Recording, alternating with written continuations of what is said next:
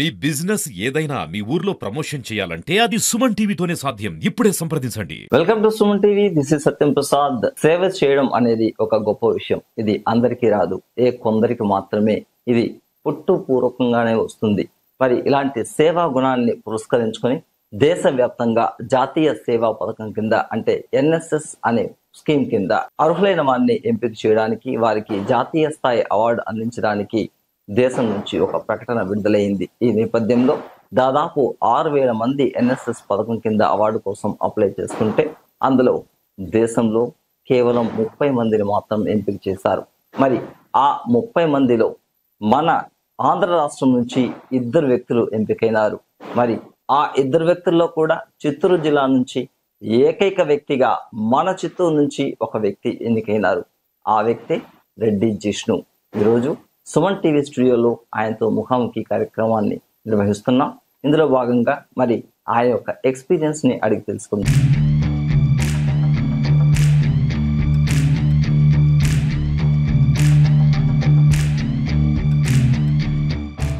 Doctor Reddy Jishnu D, NSS स्वयं सेवक, Narayan dental college और अस्पताल, नेल्लोर, आंध्र प्रदेश। आपने विभिन्न सरकारी कार्यक्रमों जैसे डिजिटल इंडिया, प्रधानमंत्री उज्ज्वला योजना, प्रधानमंत्री जीवन बीमा योजना और नवीकरणीय ऊर्जा को बढ़ावा देने वाले अभियानों में सक्रिय भागीदारी की। आपके प्रयास से चित्तूर गांव में वर्षा जल संचयन हेतु गड्ढों का निर्माण किया गया। आपने 1030 पौधे लगाए और रक्तदान शिविरों में 4 यूनिट रक्तदान किया। Doctor Reddy Jishnu D.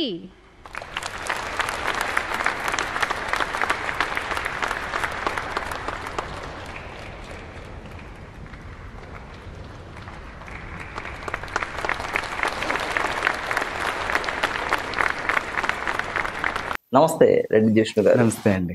మొట్టమొదటిసారిగా సుమన్ టీవీ తరఫున కంగ్రాచులేషన్స్. మీకు జాతీయ స్థాయిలో అవార్డు రావడం అనేది చాలా గొప్ప విషయం. అందులో చిత్తూరు జిల్లా నుంచి మీరు ఎంపిక కావడం అనేది కూడా చాలా గొప్ప విషయమే. మేము కూడా గర్వపడుతున్నాం అనే విషయంలో. థ్యాంక్ యూ అండి. Thank you. మొత్తం మీద ఈ జాతీయ స్థాయి అవార్డును అందుకోవడానికి మీ వెనుక కృషి ఏంటి? మరి ఇది ఎక్కడి నుంచి మీకు ఎన్ఎస్ఎస్ అవార్డు రావడానికి మీరు ఏ కాలేజీలో చదువుకున్నప్పుడు అప్లై చేసుకున్నారు, ఎప్పుడు అప్లై చేసుకున్నారు, అదేవిధంగా ఇది మీకు ప్రకటన ఎప్పుడు వచ్చింది మీరు ఎంపికైనారని? సో ఎన్ఎస్ఎస్ అనేది యాక్చువల్లీ మనకి 1969 లోనే స్టార్ట్ అయిందండి. బట్ మన వైపు ఇంకా అంత అవగాహన లేదనమాట. సో బేసిక్లీ నా జర్నీ ఎన్ఎస్ఎస్ లో 2019 నుండి నేను ఎన్ఎస్ఎస్ వాలంటీర్ గా ఉన్నాను. When I was doing my BDS, నేను డెంటిస్ట్ అండి basically. So bachelor of dental science Narayana dental college లో చదువుతున్నప్పుడు నేను ఒక ఎన్ఎస్ఎస్ వాలంటీర్ గా ఇన్వాల్వ్ అయి ఉన్నాను. సో అప్పటి నుండి ఒక ఈ చిన్న చిన్న సేవా కార్యక్రమాలు కానీ, బ్లడ్ డొనేషన్ క్యాంప్స్ కానీ, సో అలా చిన్న క్యాంప్స్ తో స్టార్ట్ అయిన నా జర్నీ. దాని తర్వాత 2021 లో మెయిన్ గా నేషనల్ ఇంటిగ్రేషన్ క్యాంప్ అని చెప్పి ఒక నేషనల్ క్యాంప్ అనేది జరిగింది. అది అగర్తల, త్రిపురలో జరిగింది అనమాట. సో ఈ నేషనల్ ఇంటిగ్రేషన్ క్యాంప్స్ ఎలా ఉంటాయంటే like different parts of the country అందరూ ఎన్ఎస్ఎస్ వాలంటీర్స్ వేరు వేరు కాలేజెస్ నుండి, వేరు దేశాల నుండి అందరూ గ్యాదర్ అయ్యి సో వాళ్ళ కల్చర్ ని ఎక్స్ప్రెస్ చేస్తూ ఉంటారనమాట. సో ఈ నేషనల్ ఇంటిగ్రేషన్ క్యాంప్ లో వాళ్ళ కల్చర్ ని వాళ్ళు ప్రెజెంట్ చేయడం, మన కల్చర్ ని మనం ప్రెజెంట్ చేయడం, it's an exchange of cultural programs అనేది అట్లా స్టార్ట్ అయింది అనమాట. సో దాని తర్వాత నుండి అసలు ఇంకా ఏంటి ఎన్ఎస్ఎస్ లో మనం ఏం చేయగలం, సొసైటీ కోసం మనం ఏం చేయగలం అని ఒక ఇంట్రెస్ట్ తో నేను ఇంకా దాన్ని ఎక్స్ప్లోర్ చేయడం జరిగింది. సో అక్కడ నుండి నాకు ఎన్ఎస్ఎస్ మీద ఒక స్పెషల్ ఫోకస్ కానీ, ఒక స్పెషల్ ఇంట్రెస్ట్ డెవలప్ అవ్వడం జరిగింది అనమాట. సో అక్కడ నారాయణ డెంటల్ కాలేజ్ లో 2019 లో స్టార్ట్ అనే జర్నీ ఇప్పుడు ఈ రోజు ఇక్కడ వరకు తీసుకొచ్చింది. So it is a prestigious moment అండి. ఎన్ఎస్ఎస్ అనేది ఇంకా చాలా మందికి తెలియాలి. ఈ వాలంటీర్స్ ఇది బేసిక్లీ కాలేజ్ లెవెల్లో ఉంటుందండి. సో ఎన్సిసి, ఎన్ఎస్ఎస్ ఇవి 2 గవర్నమెంట్ స్కీమ్స్ మన యూత్ కోసం ఉన్న వాటిల్లో. సో ఈ ఎన్సిసి అనేది మనకి 3 లెవెల్స్ లో ఉంటుంది sir. School level, intermediate level, college UG కానీ పీజీ ప్రోగ్రామ్స్ లో ఉంటుంది అనమాట. ఈ ఎన్ఎస్ఎస్ అనేది మాత్రం మనకి ఓన్లీ యూజీ లెవెల్లో స్టార్ట్ చేస్తారు. ఎందుకంటే అప్పుడే ఒక సోషల్ సర్వీస్ పర్స్పెక్టివ్ అనేది అర్థమవుతుంది యూత్ కి అనేసి అనమాట. సో అట్లా ఎన్ఎస్ఎస్ అనేది నాకు యూజీ ద్వారా పరిచయం అయింది. నా కాలేజ్ లో ఉన్నప్పుడు నేను అట్లా ఎన్ఎస్ఎస్ అనేది నేను వాలంటీర్ గా ఇన్వాల్వ్. మీరు డిబిఎస్ లో ఈ ఎన్ఎస్ఎస్ లో స్టార్ట్ చేస్తారు మీ జర్నీని. మీరు ఎన్ఎస్ఎస్ లో మీకు అంత ప్రోత్సాహం ఇచ్చిన లెక్చరర్స్ ఏమన్నా ఉన్నారా?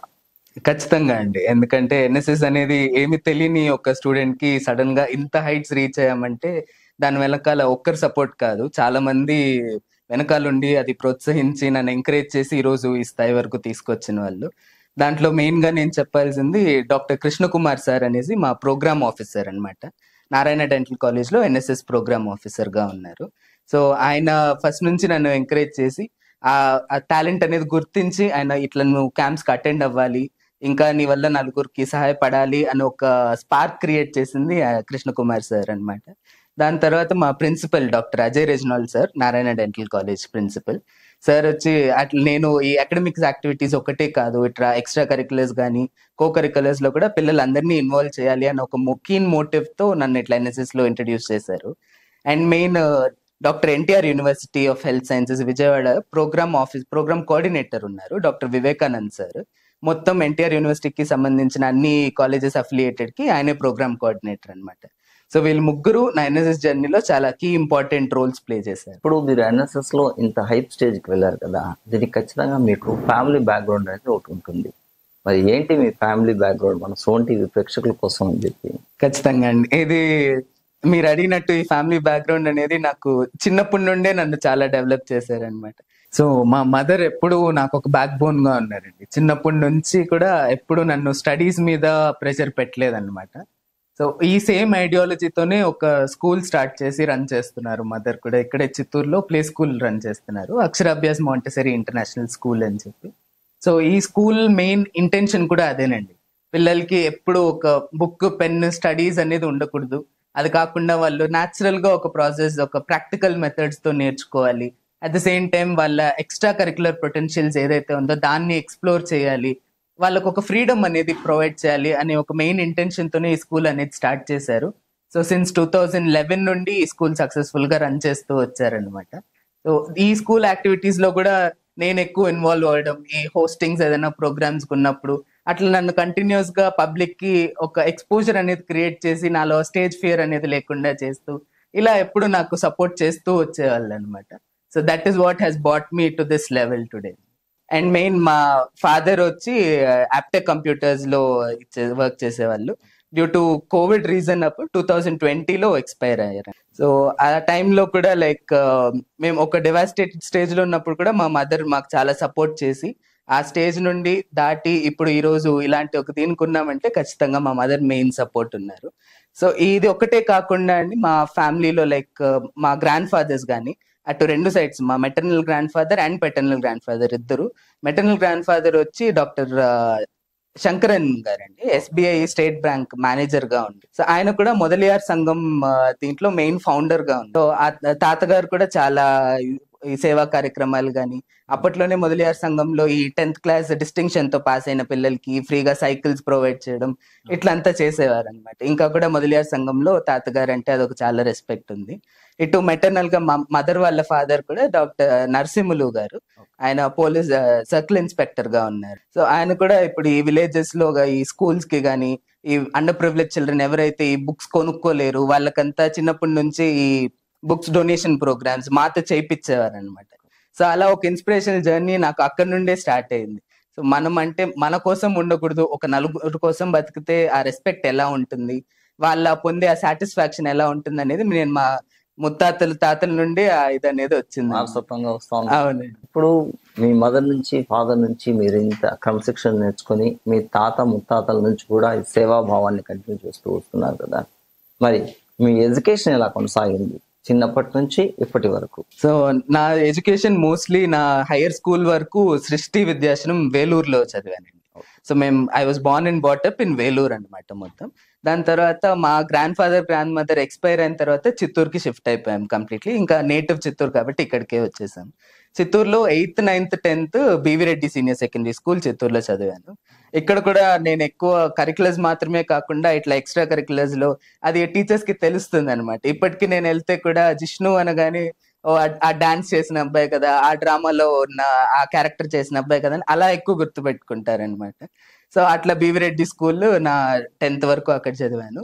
ఇంటర్మీడియట్ వచ్చి విజయవాడ శ్రీ చైతన్య వెళ్ళానండి. అక్కడ హాస్టల్లో ఉండి అక్కడ బైపీసీ తీసుకున్నాను. నాకు ఈ సైన్స్ మెడికల్ స్ట్రీమ్ అంటే కొంచెం ఇంట్రెస్ట్, సో అందుకని ఇంకా అట్లు జాయిన్ అయిపోయాను. సో విజయవాడలో ఇంకా ఇంటర్మీడియట్ కంప్లీట్ చేసుకొని మళ్ళీ ఇంకా బీడిఎస్ లో సీట్ రావడంతో నారాయణ డెంటల్ కాలేజ్ నెల్లూరులో బీడిఎస్ కంప్లీట్ చేశాను. 2023 passed out batch. So BDS అయిపోయిన తర్వాత మళ్ళీ ఇప్పుడు కరెంట్లీ అపోలో యూనివర్సిటీ చిత్తూరులో ఎంబీఏ హాస్పిటల్ మేనేజ్మెంట్ చేస్తాను. మీరు దాదాపు ఇప్పుడు డిబిఎస్ దాటుకున్నారు, ఇప్పుడు హాస్పిటల్ మేనేజ్మెంట్ కోర్సు కూడా వచ్చారు. అంటే మీ ఫ్యూచర్ ప్లాన్ ఏంటి? ఫ్యూచర్ ప్లాన్ అంటే ఇప్పుడు mostly number of sides explore చేయాలనేది నా ఇంట్రెస్ట్ అండి. అంటే ఎప్పుడు ఒక్క దాని మీద రిస్ట్రిక్ట్ అవ్వకూడదు అనే ఒక థాట్ ఉంది. అందుకే ఇప్పుడు ఫస్ట్ బైపీసీ అనగానే అందరూ వెంటనే ఎంబీబీఎస్ అని అట్లా ఒక స్ట్రీమ్ లైన్ లో వెళ్ళిపోతూ ఉంటారు. అంటే ఇది యూజ్ అయిపోతానే నెక్స్ట్ పీజీ నెక్స్ట్ అది చేసేయాలి, అదొక థాట్ లేకుండా పాసిబుల్ ఎక్స్పెక్టేషన్స్ మనం ఎంత ఎక్స్ప్లోర్ చేయగలిగితే చేయాలి అనే ఒక థాట్ ఉందన్నమాట. So but at the end ఏం చేసినా గానీ సర్వీస్ లో మాత్రం ఇన్వాల్వ్ అయి ఉండాలి. వెదర్ ఇట్ ఈస్ ఈ మెడికల్ ఫీల్డ్ కంటిన్యూ చేసినా సరే, లేదో any other government opportunities explore చేయాలనుకున్నా సరే, but at the end main motive అనేది మాత్రం సమ్ కైండ్ ఆఫ్ సర్వీస్ అనేది నా తరపున ఇప్పుడు ఈ వచ్చిన రెస్పాన్సిబిలిటీ మీద కానీ ఎప్పటికీ అది కంటిన్యూ చేయాలి అని ఒక ఇంటెన్షన్ అయితే అది ఫర్ ఎవర్ ఉంది. ఇప్పుడు మెడికల్ ఫీల్డ్ లో మీరు వెళ్ళాలనుకోండి, చదువు కూడా కంటిన్యూ చేస్తున్నారు. ప్రస్తుతం ఉన్న మెడికల్ ఫీల్డ్ అన్ని కూడా మొత్తం కమర్షియల్ గానే కనిపిస్తా ఉంది. మీరేమో ఒక సేవా భావంతోనే ముందుకెళ్తున్నారు. మరి దీన్ని ఎలా మీరు బ్యాలెన్స్ చేసుకొని రాగలుగుతారు? ఒకవేళ మీరు ప్రైవేట్ క్లినిక్ పెట్టుకున్నా లేదా గవర్నమెంట్ లో సర్వీస్ చేసినా మీ సర్వీస్ ఎలా ఉంటుంది ప్రజలకి? డెఫినెట్లీ అండి. యాక్చువల్లీ ఇది వచ్చి ఒక చాలా కన్సర్నింగ్ ఇష్యూ అనమాట. మెడికల్ ఫీల్డ్ అనేది కమర్షియల్ అయింది అనేది మనం ఎప్పటి నుండో వింటూ వస్తున్న ఒక ఇది. అది ఒక రకంగా వాస్తవం కూడా చెప్పొచ్చు. ఎందుకంటే మనం కొన్ని రీసెంట్ ఇన్సిడెంట్స్ చూస్తే కూడా లైక్ బిల్స్ ఎంతో ఎస్టిమేటెడ్ అమౌంట్ కంటే చాలా ఎక్కువ కాస్ట్ అయిపోవడం. సో బట్ కొన్ని హాస్పిటల్స్ అలా ఉంటాయి. కానీ కొన్ని మనం మంచి ఎగ్జాంపుల్స్ తీసుకున్నామంటే కొన్ని ట్రస్ట్ హాస్పిటల్స్ కానీ, ఫర్ ఎగ్జాంపుల్ ఇప్పుడు నేను రీసెంట్ గా హైదరాబాద్ లో బసవతారకం క్యాన్సర్ ఇన్స్టిట్యూట్ కి వెళ్ళాను. సో అలాంటి కొన్ని ట్రస్ట్ హాస్పిటల్స్ వాళ్ళు సర్వీస్ ఒక్కటే మెయిన్ మోటివ్ గా తీసుకొని వాళ్ళు ఎంత కృషి చేస్తున్నారు అనేది మనం చూడొచ్చు. లైక్ బిలో పావర్టీ ఉన్న పేషెంట్స్ కి వాళ్ళకి సపరేట్ ప్రివిలేజెస్ ఇవ్వడం కానీ, ఎటువంటి ట్రీట్మెంట్స్ లో లోటుపాటు లేకుండా చాలా హాస్పిటల్స్ ఉన్నాయి. ఇంకొకటి చెప్పాలనుకున్నది ఏంటంటే అండి, గవర్నమెంట్ హాస్పిటల్స్ మీద ఇప్పటికీ మన ప్రజలకి ఒక చిన్న చూపు ఉంటుంది అనమాట. అంటే గవర్నమెంట్కి వెళ్తే ఏమైపోతుందో, అక్కడ డాక్టర్స్ మంచిగా ఉంటారో ఉండరో, ఫ్రీ కదా ఎట్లా చేసేస్తారో ట్రీట్మెంట్, అంత శ్రద్ధ తీసుకోరేమో అనేది ఒక పాయింట్ ఎప్పటికీ అది మైండ్ లో ఉందన్నమాట. నా వంతు ప్రయత్నం నేను చేయాలనుకుంటుంది గవర్నమెంట్ హాస్పిటల్స్ కి కూడా ఈక్వల్ గా ఒక ప్రైవేటైజేషన్ అనేది చేయాలి. అది మన వల్ల అయినంత వరకు దాన్ని మనం ఇది చేసుకోవాలి. మెయిన్ ప్రజలకి అవగాహన క్రియేట్ చేయాలి. ఇప్పుడు ప్రైవేట్ హాస్పిటల్స్ కి వెళ్తేనే మీ జబ్బు నయం అవుతుంది అనే ఒక అపోహ నుండి బయటకు వచ్చి గవర్నమెంట్ హాస్పిటల్స్ లో ఇంకా ఎంత మంచి డాక్టర్స్ మనం చూడగలం. హైలీ ట్రైన్ ప్రొఫెషనల్స్ ఉంటారండి గవర్నమెంట్ హాస్పిటల్లో.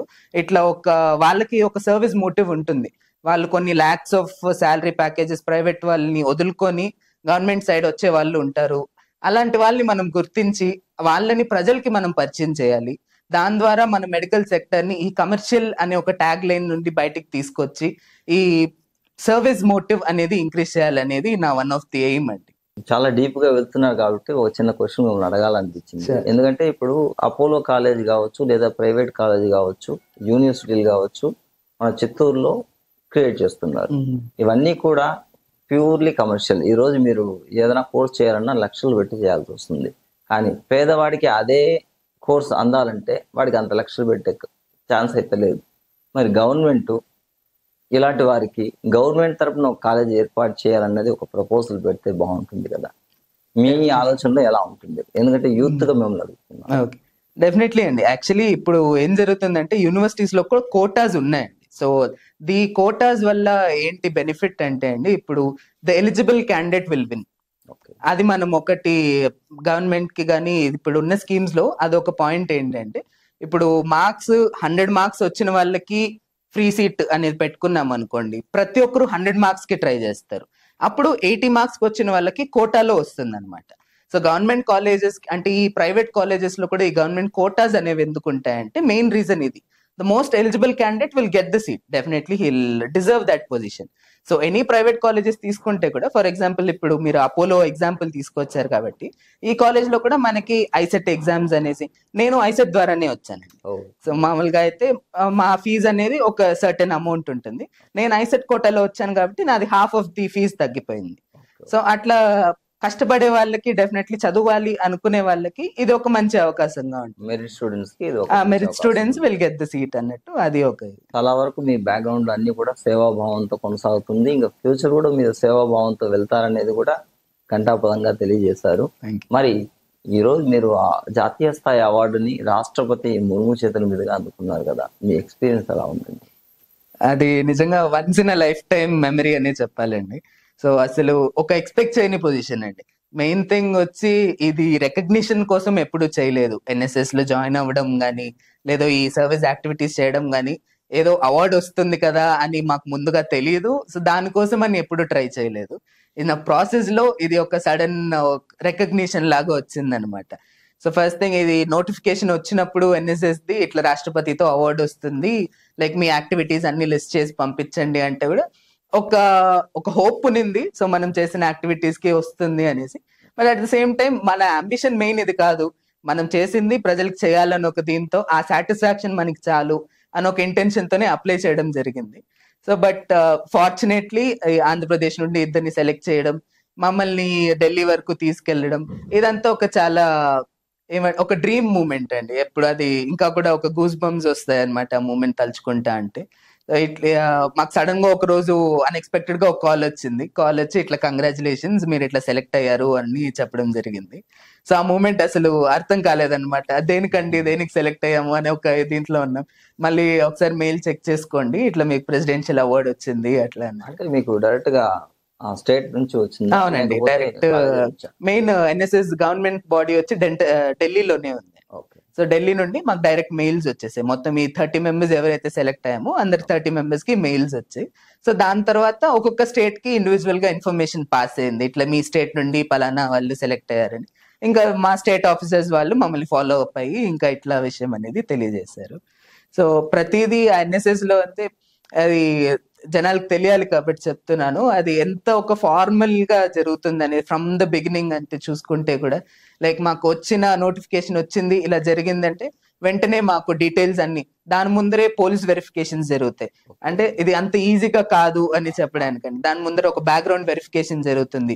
చిత్తూరులో మా ఇంటికి వచ్చి పోలీస్ ఆఫీసర్స్ వచ్చి, ఇన్వెస్టిగేషన్ ఆఫీసర్స్ వాళ్ళు వచ్చి ఫ్యామిలీ బ్యాక్గ్రౌండ్ వెరిఫికేషన్స్ గానీ అసలు నిజంగానే చేశారా, లేదా కొందరు ఫేక్ గా అప్లై చేసేదానికి ఉంటారు, రికమెండేషన్స్ అలాంటివి ఏమి ఉండకూడదు అని చెప్పి ఇట్లా ఒక బ్యాక్గ్రౌండ్ వెరిఫికేషన్ చెకింగ్స్ చేస్తారు. మనం ఇంతవరకు చేసిన యాక్టివిటీస్ జెన్యూన్ గా ఉన్నాయి లేదా ఫోటోస్ చూడడం కానీ, సర్టిఫికేట్స్ కి దానికి సంబంధించినవి ఇవన్నీ చెక్ చేసిన తర్వాత మళ్ళీ ఇట్లా అవార్డ్ కన్ఫర్మేషన్ అయింది అని తెలియగానే మాకు మళ్ళీ ఒకసారి మ్యాండేట్ ఫార్మ్స్ పంపించాలి. ఇప్పుడు నేను వేసుకున్న బ్లేజర్ ఇవన్నీ కూడా వెంటనే విత్ ఇన్ డే మెజర్మెంట్స్ తీసుకొని పంపిస్తే అన్ని అక్కడ రెడీ చేసినవి. సో మొత్తం ఢిల్లీలో అన్ని రెడీగా పెట్టారనమాట మేము వెళ్ళగానే. సో మొత్తం మాకు ట్రావెల్ గానీ, ఫుడ్ గానీ, అకామిడేషన్స్ అన్ని గవర్నమెంట్ వాళ్ళే ప్రొవైడ్ చేస్తారు. సో మమ్మల్ని అక్కడ ఢిల్లీకి రీచ్ అవ్వగానే ఒక హోటల్లో మాకు అందరికి అకామిడేషన్స్ ఇచ్చారు. మొత్తం 30 members volunteers plus 10 members program officers. So మొత్తం 40 మెంబర్స్ కి ఆ రోజు అవార్డ్ డిస్ట్రిబ్యూషన్స్ జరిగాయి.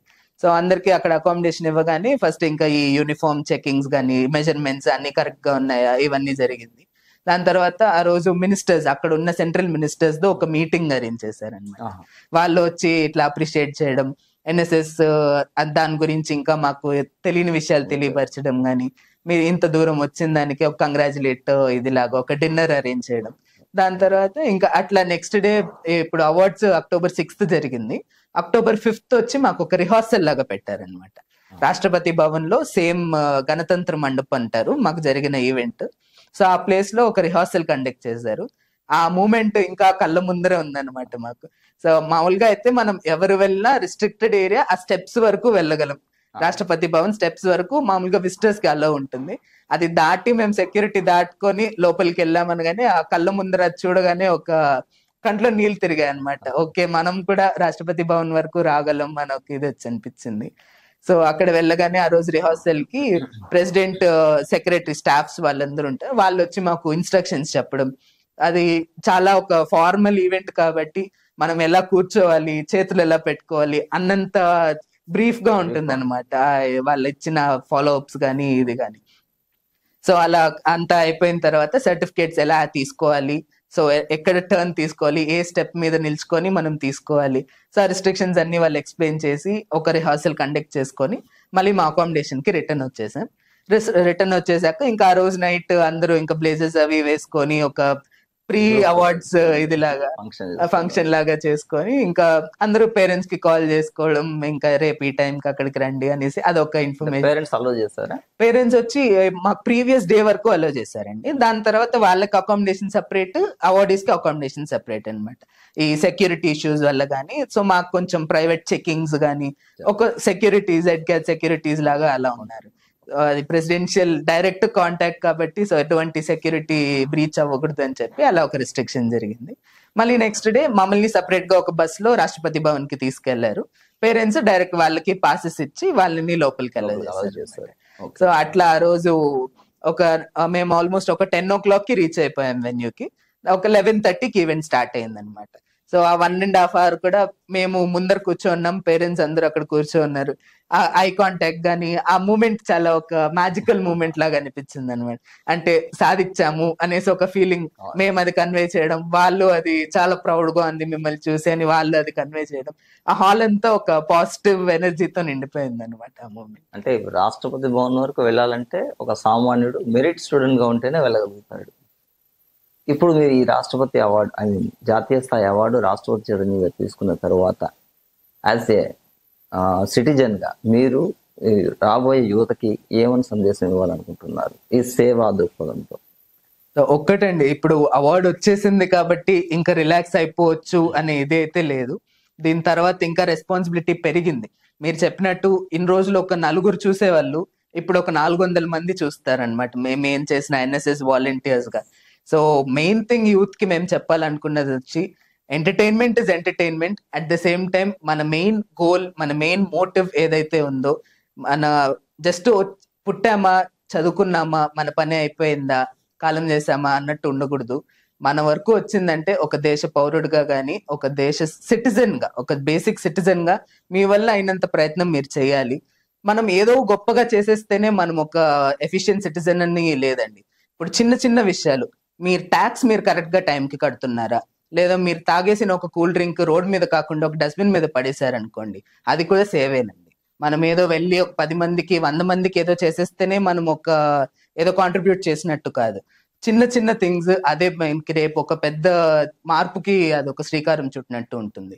సో మెయిన్ థింగ్ యూత్ కి నేను చెప్పాలనుకుంటున్నది అదే, డిస్ట్రాక్షన్స్ అవ్వకండి.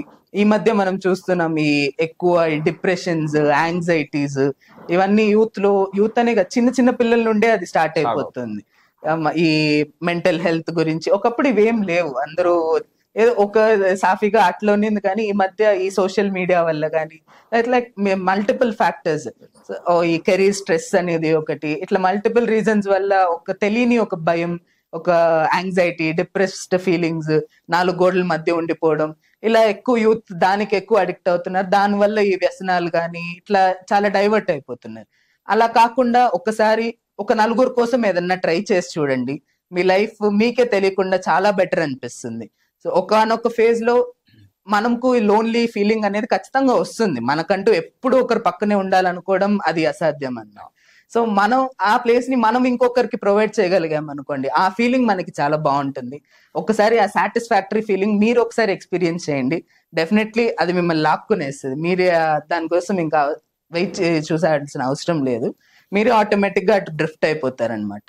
సో నా friendly suggestions to my fellow youth ఒకటే, so main thing live for others and you will automatically receive what you have.